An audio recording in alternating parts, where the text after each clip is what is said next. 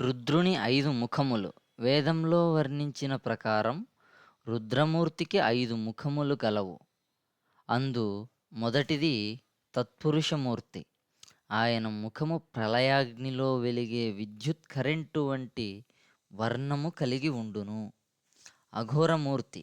ఇది మేఘము వలె పొగలాగా నీలము, నలుపు కలిసిన నల్లని తుమ్మెద నీలపు రంగు కలిగి భయంకరమైన ఘోరమూర్తి ముఖము కలిగి ఉంటుంది.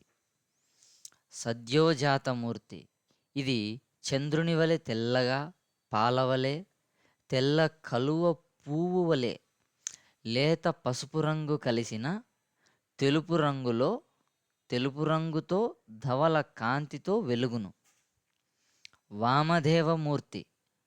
మొగలిపువ్వు రంగులో లేక గౌరవర్ణముతో ప్రకాశించు ముఖము గలది ఈ వామదేవమూర్తి. ఈశానమూర్తి.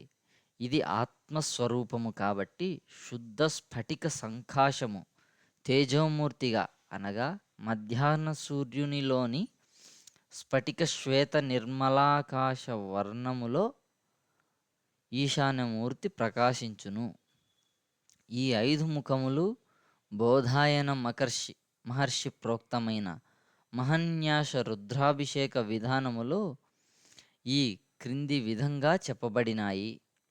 తత్పురుషమూర్తి ప్రళయాగ్ని విద్యుత్వర్ణం. అఘోరమూర్తి మేఘపు కాటుక నల్లని తుమ్మెద నీలం. సద్యోజాతమూర్తి చంద్రకుంద ధవలం. వామదేవమూర్తి గౌరవర్ణం. ఈశానమూర్తి తేజోమూర్తము ఆకాశవర్ణము. పై 5 ముఖాలను ఓం నమో భగవతే రుద్రాయ అన్న రుద్రమంత్రముతో రౌద్రీకరణం చేసి నిధన పతయే నమః అని మృత్యువును ఆహ్వానము చేసి అమృతీకరణము చేసిన జలముతో అభిషేకము ద్వారా మృత్యు నివారణ చేసి మృత్యుంజయం తత్వము లభింపచేసే ప్రక్రియకే ఈ మహన్యాసపూర్వక రుద్రాభిషేక విధి అని పేరు.